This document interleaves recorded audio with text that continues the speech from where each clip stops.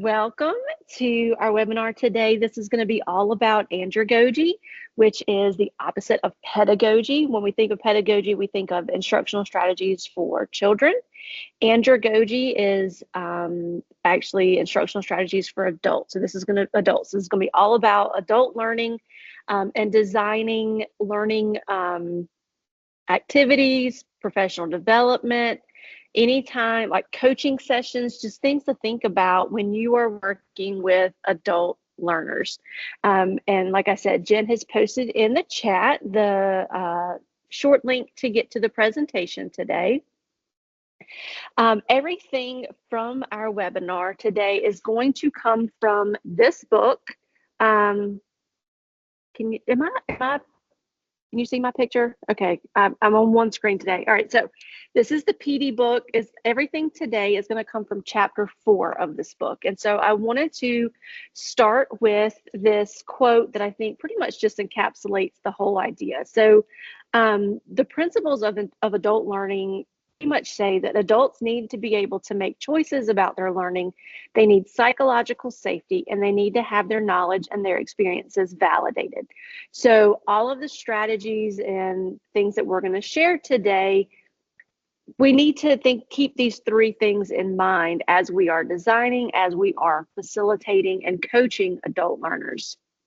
So before we get started, I wanted to get some feedback from you all. So I want you to close your eyes and think about some professional learning experiences or any time that you have been learning something as an adult. What were your pet peeves? What drove you crazy? So if you click here where it says join the Padlet here, if you will open that up. So what did this girl do? She the one who's... As you come in, if you would please make sure to mute yourself. I mean, you know, where'd the chicken go with Alfredo? Can you find that person? Thank you. All right, so we're going to start here in this first column. I am hoping that I set up the link correctly, but you should be able to click the little plus button right under adult learning pet peeves.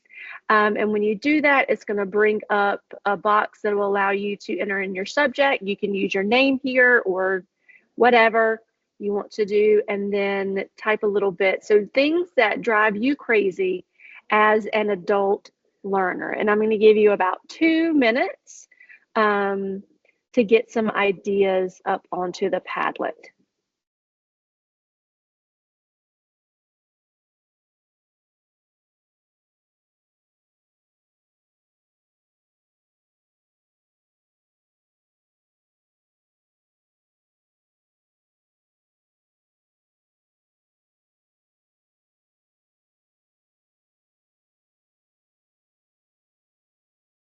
So distractions. Tell me more about distractions. What kind of distractions?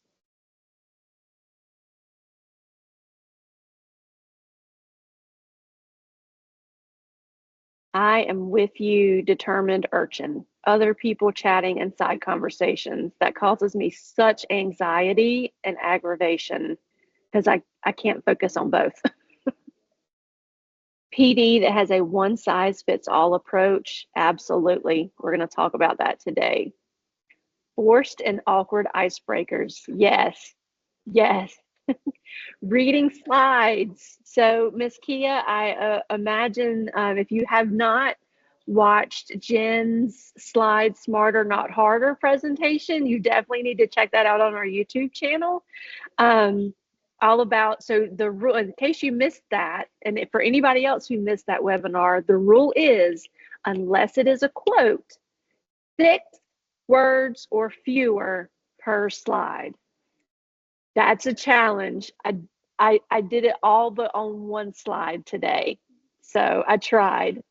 No collaboration. The speaker just talks and talks, thinking you learned something correctly and later find out you perceived it wrong. Interesting. I would really love to hear more about that.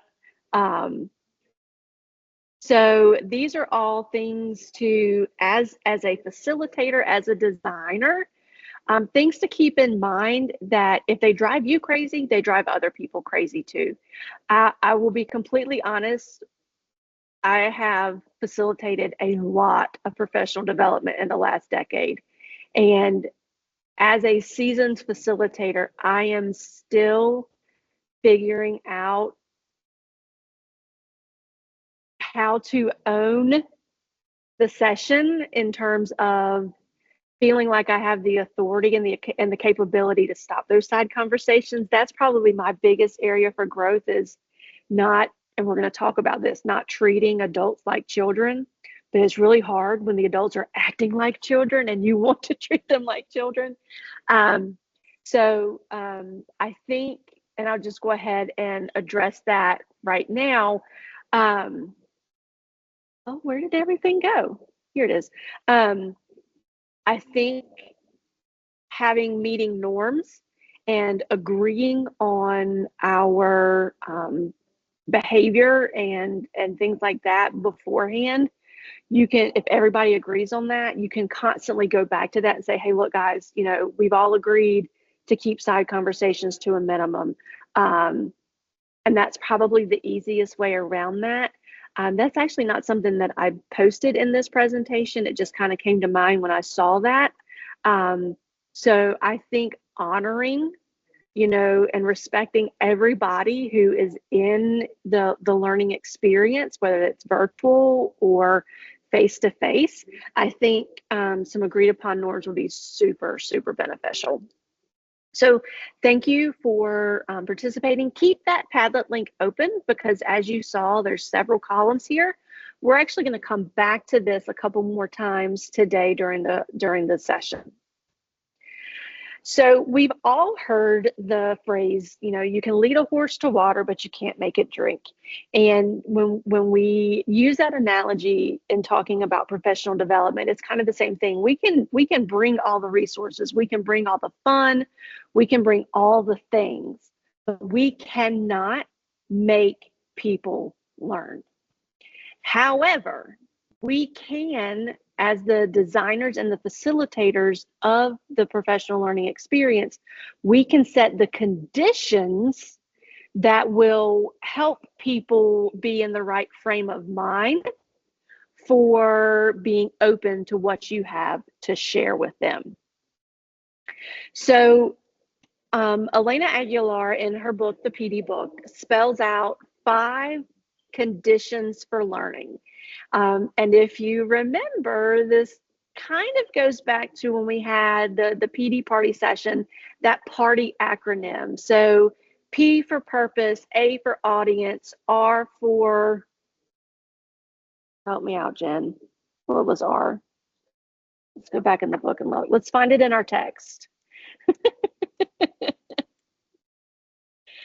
This is so bad.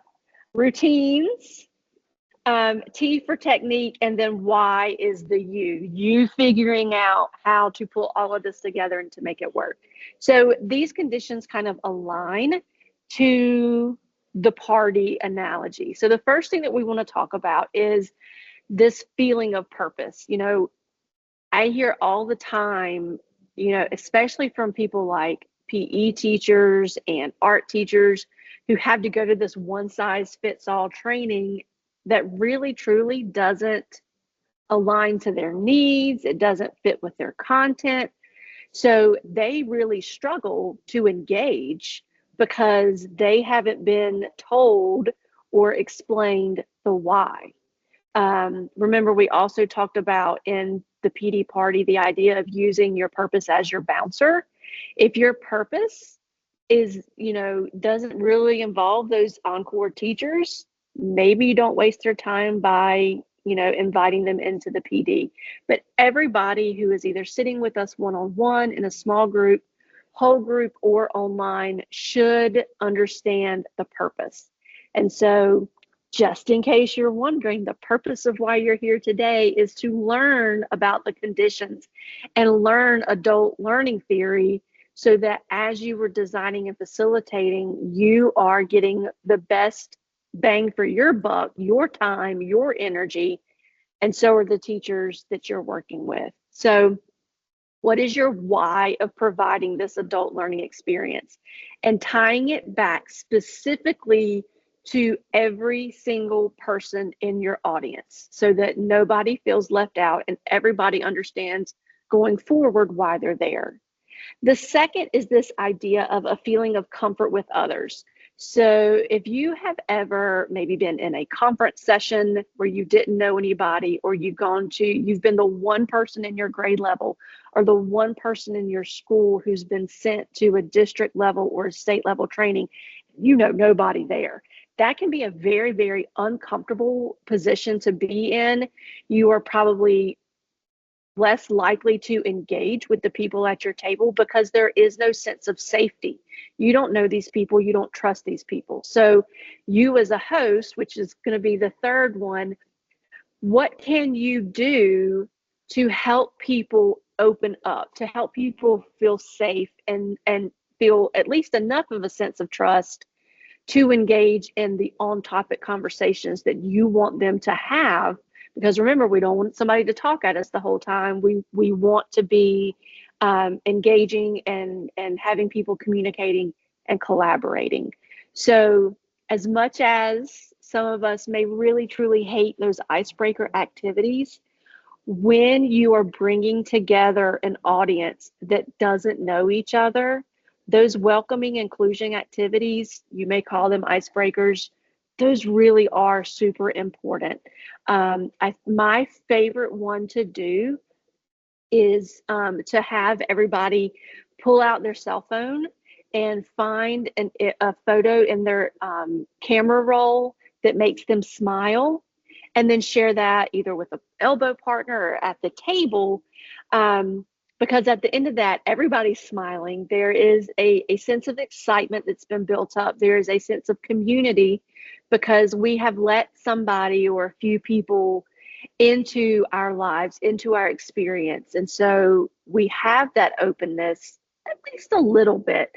There are, if you Google welcoming inclusion activities, there's tons of them, but that is probably the one that I have had the most success with. The next condition for learning is having a thoughtful host.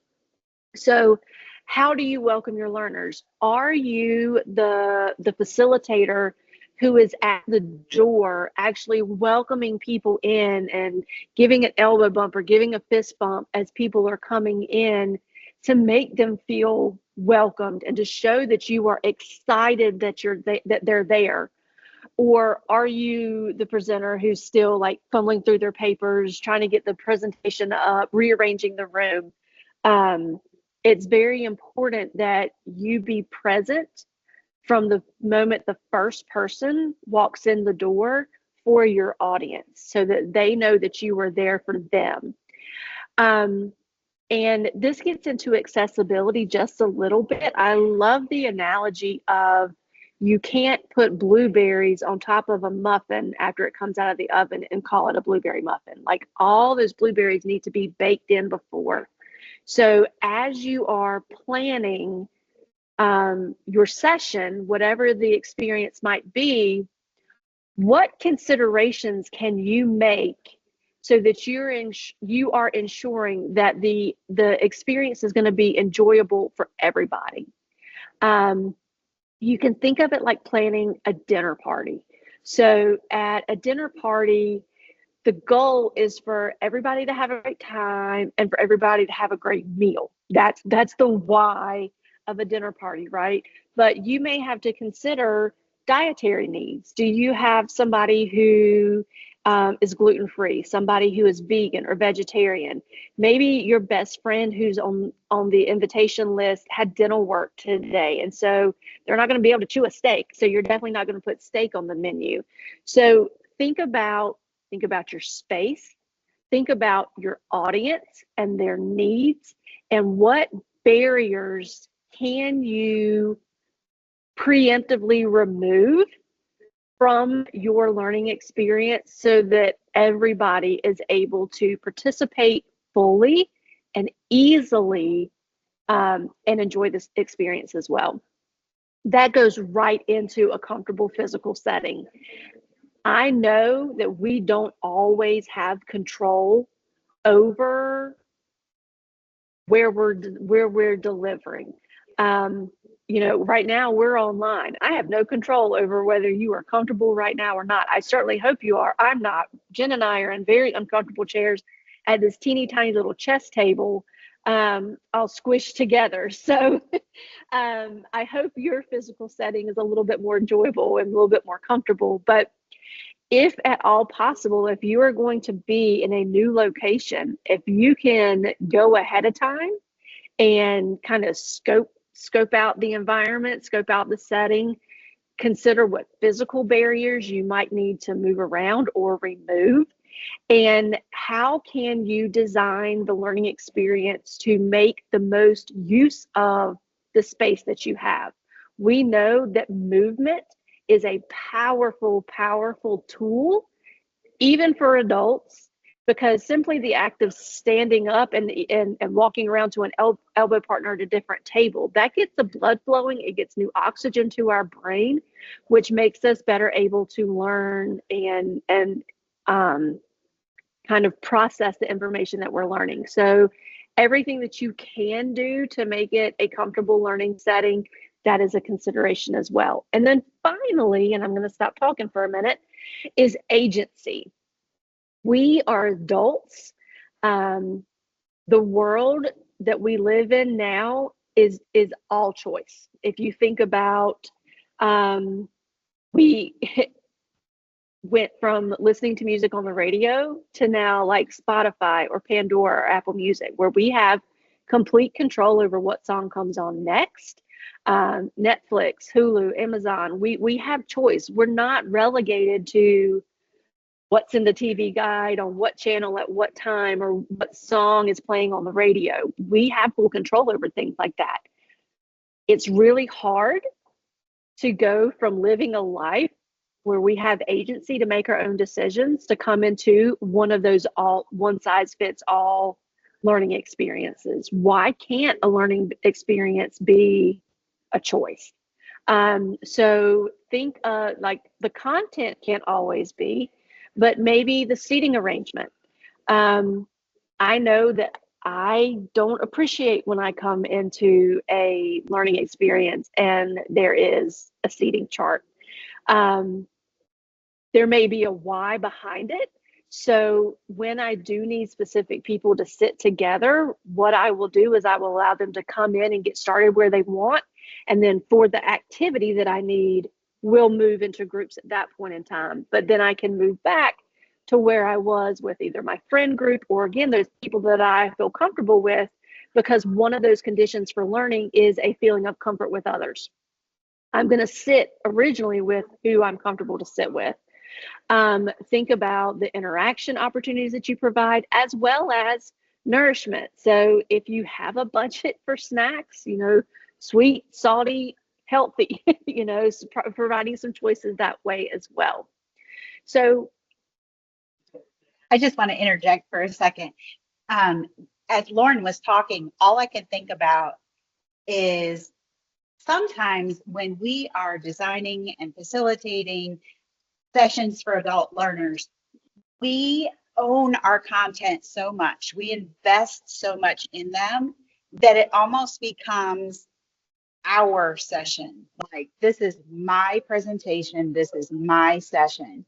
And so I think it's really important for us to remember that, and it goes all into this condition for adult learners, we have to constantly remind ourselves that our whole purpose for being there is for the learners in the room. It's not our session, it's their session. It's not what I need, it's what do they need. And I know recently I was in a session and I was using my phone to look up a term that the facilitator had used that I didn't know. And I was scolded for using my phone during the session. And, it was like I guess this is per session. And so that is a constant reminder that I try to give myself is this is their session. What do they need? Love it. Thank you for sharing, Jen. And I'm glad I wasn't in that session. My mouth would have been on the floor. All right. So what I would like for you to do now is let's go back to that Padlet. And I know many of you are seasoned facilitators, seasoned coaches. I would love to hear some ideas that you may have or strategies that you already use that address these five conditions for learning. So, a sense of purpose, a feeling of comfort, being a thoughtful host, considering your physical setting, and then how you allow for choice or for freedom. So, what I'm going to do is I'm going to set we'll do a 9-minute timer. We'll come back at 4:30. A 9-minute timer, and as many ideas as you can get down into any of these five categories. You know, we talk about the smartest person in the room is the room. And so this is a great opportunity for us to be sponges with each other, and to put our thoughts down. I would really love, if you're willing, for you to include your name and email address in case one of the coaches sees something that they want to learn more about. If you are willing to allow them to contact you via your work email, that would be absolutely amazing. So I'm going to stop talking. I'm going to set a 9-minute timer and give you the opportunity to share your knowledge with the group.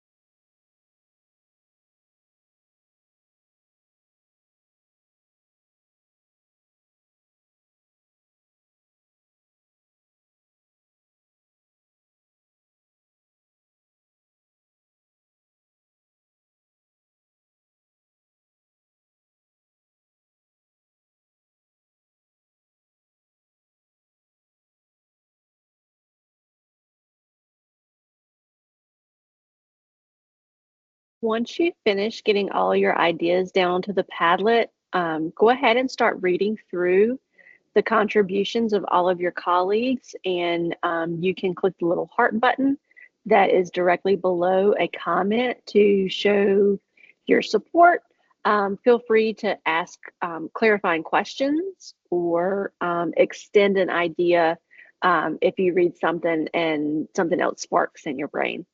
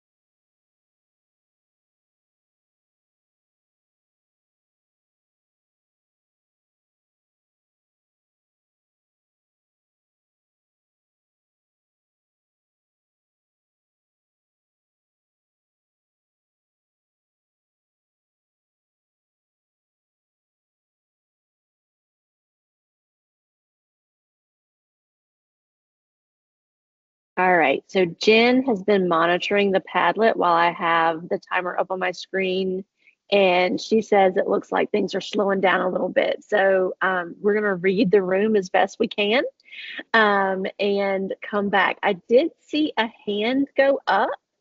Feel free to unmute.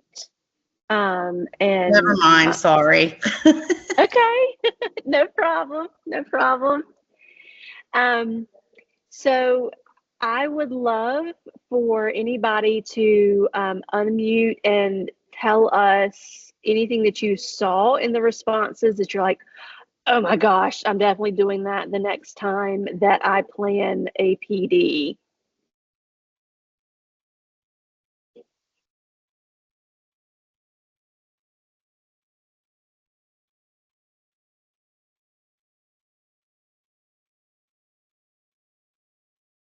Jen talked about name tags or table tents. If you know your learners in advance, being able to pre-make those. I usually don't have that ability, but having cardstock or just regular paper ready to go, people love making and decorating name tents to show their personality. I think that is a great strategy to use. Anything, anybody else? Jen, is anybody putting anything into the chat?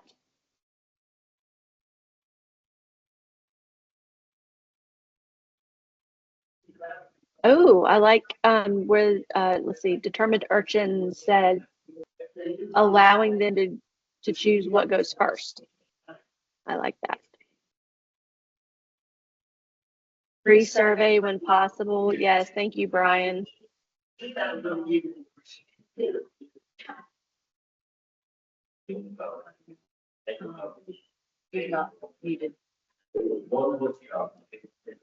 All right, so we're going to jump back in here. So if you do a Google search on adult learning principles or andragogy, you will find that depending on who's doing the research and who's publishing the article, there are anywhere from 5 to 8 adult learning principles. Elena Aguilar actually has 7 in her book. So since that's the book we're using, that's what we're going with. And you will see a lot of overlap in these principles of adult learning theory and the conditions for learning, which to me just makes a bigger case for attending to these things when you are designing and facilitating your professional development. So the first one is safety. And I do want to say before diving a little bit more deeply into all of these is that all of these principles of adult learning theory are based on psychology as well as brain science. So if you've ever done whole brain teaching training, you will learn that when our brains or our bodies are stressed, we have a little thing in the back that actually closes. Jen's laughing at me. That closes, and it's called the amygdala. And so when you are stressed, when you're hungry, when you're really hot or really cold, or you're really uncomfortable, or you don't feel safe, you are physically unable to learn something new. You are unable to process information because one of your basic human needs is not being met. We don't want that amygdala closed. We want that amygdala open. So we have to provide a safe, comforting space as much as possible. So much so that in the PD book, the entire chapter 2 is about this idea of creating emotional safety for our learners in order for them to be able to attend to and learn what we want them to learn. So what might that look like? That might look like providing time for learners to introduce themselves. Like I said, that cell phone, finding picturing the cell phone that makes you happy, that's a great way to create safety. Establishing community agreements and structures. Like I mentioned right at the beginning, having some wholly agreed upon norms it would be very beneficial, because when somebody breaks one of those norms, you as the facilitator are not the sole person responsible for bringing us back to, a level ground. Everybody agreed to those norms, so everybody is responsible for ensuring that everybody is keeping with those. Using open body language and what we call tentative language. So rather than saying, what questions do you have, you might say, what questions might you have? Or what might be the answer to? So you are creating this space that allows people to feel safe to take risks. Like, I'm not 100% sure that this is the right answer, or this is what she's thinking when she's asking this question. But by using tentative language, that is what we can create. What it doesn't look like is making thinly veiled threats or calling people out for using a cell phone during a session when they don't know what was being done. It also could look like, and when I read this, I felt attacked, but using strategies commonly associated with teaching. So that, I'm not going to continue until all eyes are on me, those kind of things. I wrote a question in the margin. I was like, well, does this count for like the clapping, like the choral clapping and the, if you can hear me, clap once? So tell me what you think about that in the chat. Do you think things like that count? Or are those things okay? Because I don't want to just yell like, hey, everybody, we're coming back together. Like, to me, that's even more unprofessional, right? So, not treating our teachers, like we said, or our learners as children is important. So the next part, or the next principle, is no blank slates. Nobody, especially educators and adult learners, come to you as a blank slate. We all come with past experience.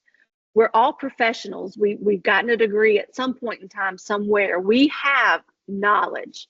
And it is our job as designers and facilitators not only to recognize and honor that knowledge, but to help our learners make connections to that past knowledge to what we are trying to teach them as well.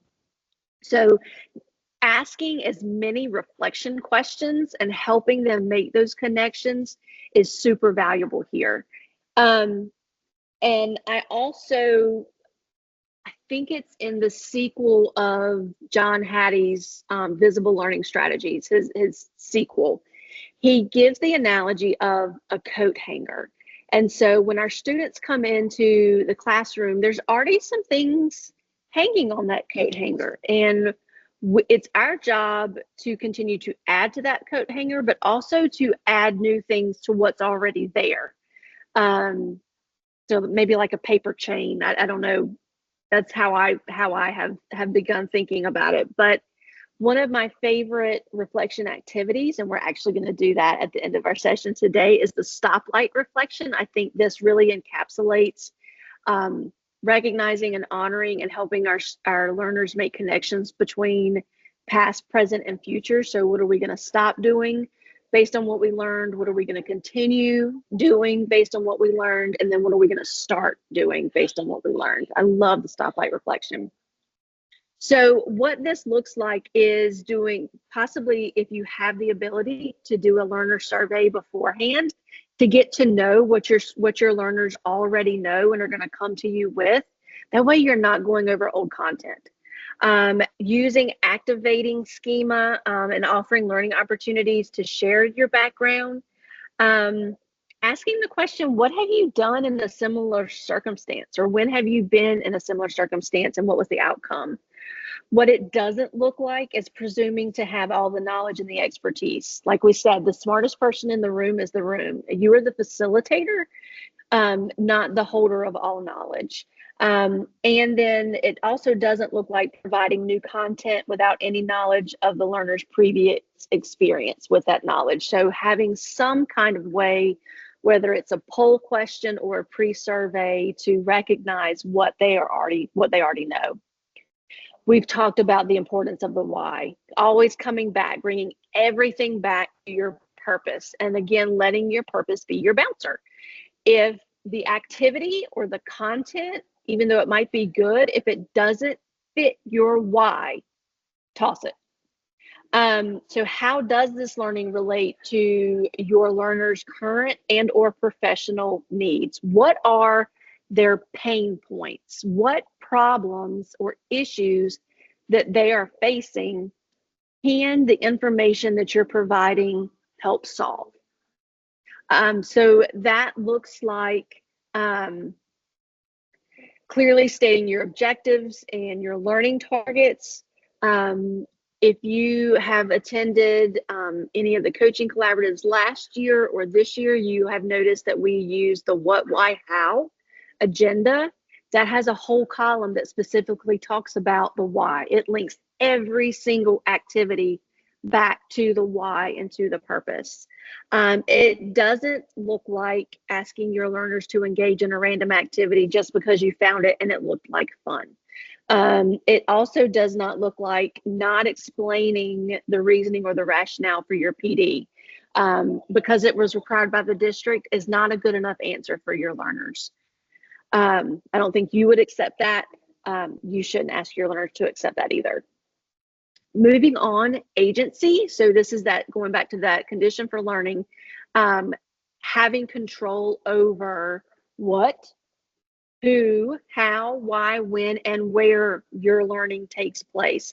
That's why I love webinars, because I can either join live or if I already have something on my schedule, I can go back and watch it on demand. I can play it, I can pause it, I can go do some more research if something, sparks my interest. That is what adults want. And then a quote that I love from the book on page 130, honoring adult agency is about trusting the folks you're teaching, which is hard some days, especially when you're doing an after school training and everybody comes in and they're tired and they're grouchy and they don't want to be there. The first thing that somebody does is raises their hand and says, how long is this going to take? We don't have to, but we should give our learners the benefit of the doubt and always consider that they have the best intentions that they can at the moment.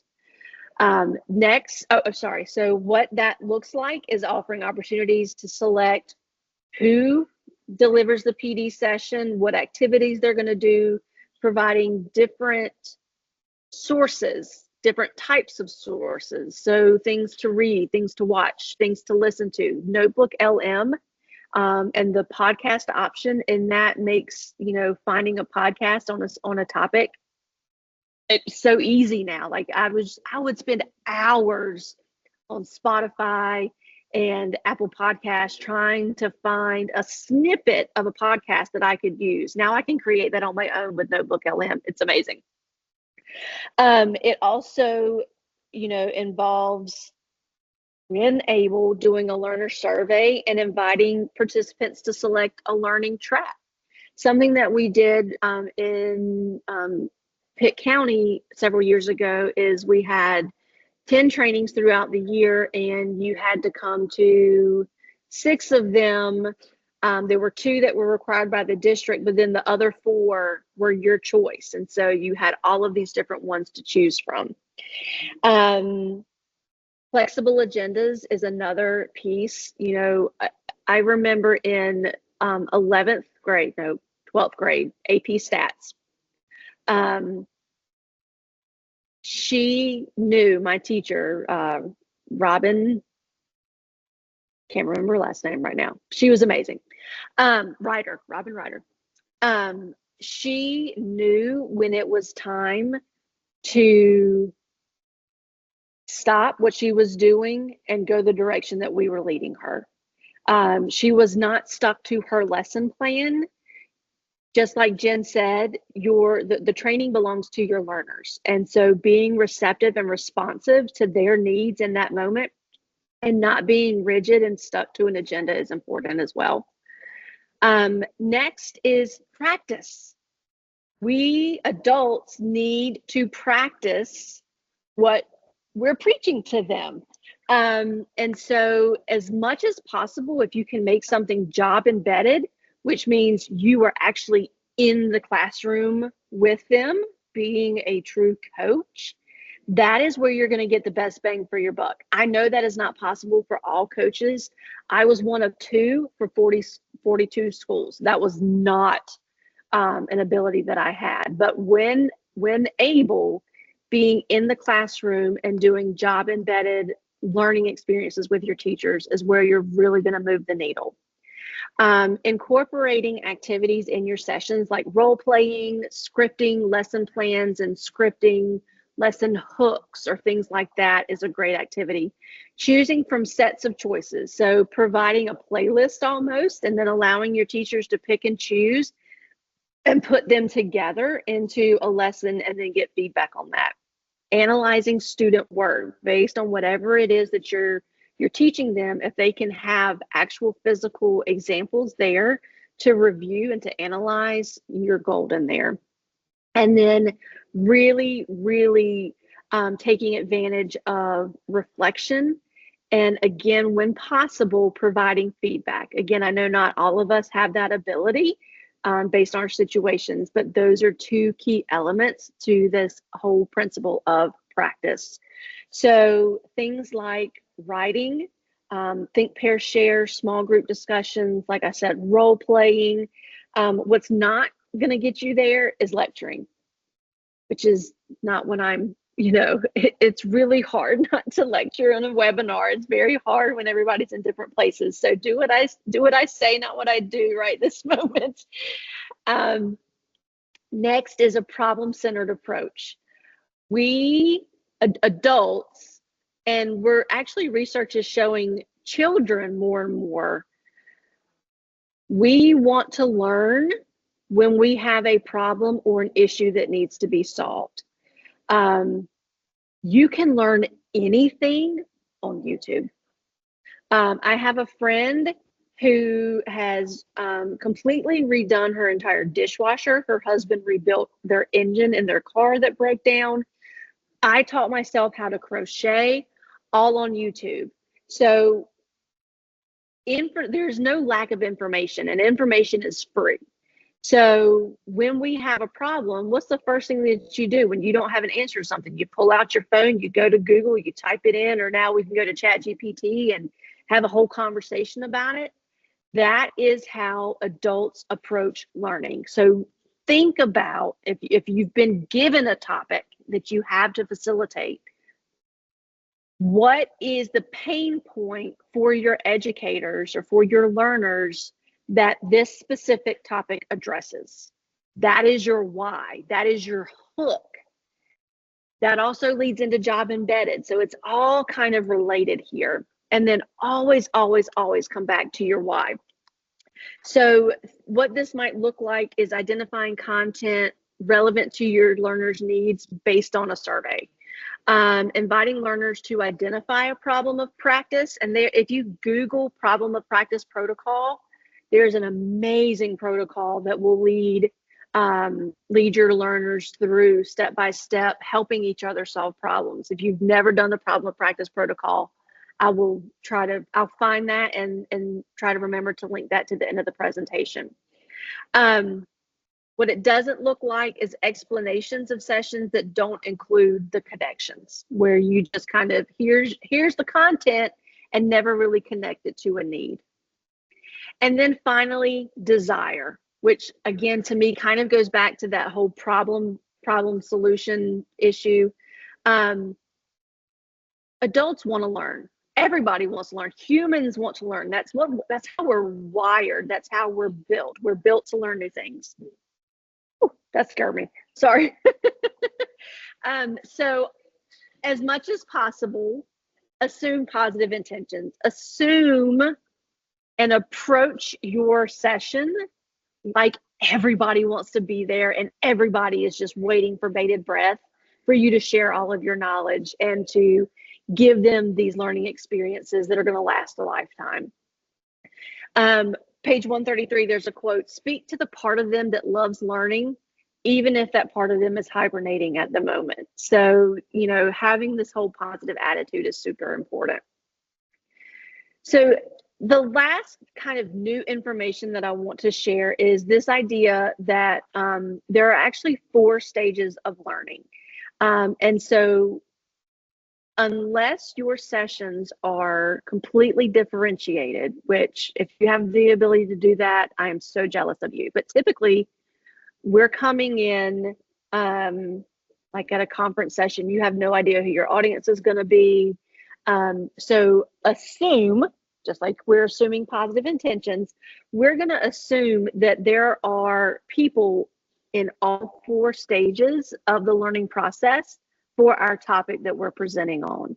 And so the first level or the first stage of learning is this unconscious incompetence. So this is the you don't know what you don't know. How many times have we said that? They don't know what they don't know. And so these are the people who may be a little uncomfortable, first of all, because they feel ignorant. So they may not feel safe. So how are you going to address the safety and get these people to engage and take risks? The second is conscious incompetence. So we know it, but we don't know it. Like we know it's a thing, but we're not competent at it. We haven't mastered it yet. So there's an uncomfortable feeling there too. What can you do to address that? Then we have conscious competence, which, you know, we have we have the skill, we have the ability, but it takes some effort. Like it doesn't come naturally, it doesn't come easily to us. And then we have the unconscious competence, which is you know what you know, and you're really good at it. You're the expert. So you execute the skill or the concept without really even having to think about it. So when you think about designing and facilitating a session, where can you provide opportunities for learning for each one of these groups? Where can you insert an activity or something that will help our, I hate to say incompetent people, but our people who aren't, you know, experts yet, how can we help them feel safe in this situation, knowing that there's going to be that level of uncomfortableness with them? So I want to close out by coming back to this analogy of we can lead a horse to water, but we can't make it drink, and that we can't make people learn. And so what I want to leave you with is at the end of chapter 4, Elena Aguilar's aunt is actually an equestrian. And so they asked her, can you actually make a horse drink water? And she said, well, in the right conditions, yes. So if you talk to it nicely and you share your intentions with it, if you make sure there aren't any cranky horses around that might kick it while it's drinking, let the horse know that you're going to watch out for mountain lions while it's got its head in the trough and that you'll scare them away if they approach. Understand the horse's recent drinking history. Horses often don't drink if they're not thirsty. So maybe it's been doing a lot of drinking lately and they just need a break. Add salt to their feed to make them thirsty. What seeds can you sprinkle to make your learners curious? Add some sort of sweetener to the water. Horses don't drink if the water doesn't taste like the water that they're used to. So if you've moved their cheese or moved them to a different location and the water tastes a little bit different, then they might not be willing to drink. And if you stick your face in the cold water and drink a little bit, the horse is going to feel safe enough to do the same. So just like we can create conditions for a horse to drink water, we can create conditions for our adults to want to learn and to engage in learning. So I just wanted to come back to this idea of transformative PD. If you were with us in January in Greensboro, this is what we kind of started off the coaching collaborative with this year. And so there are 6 principles of transformative PD.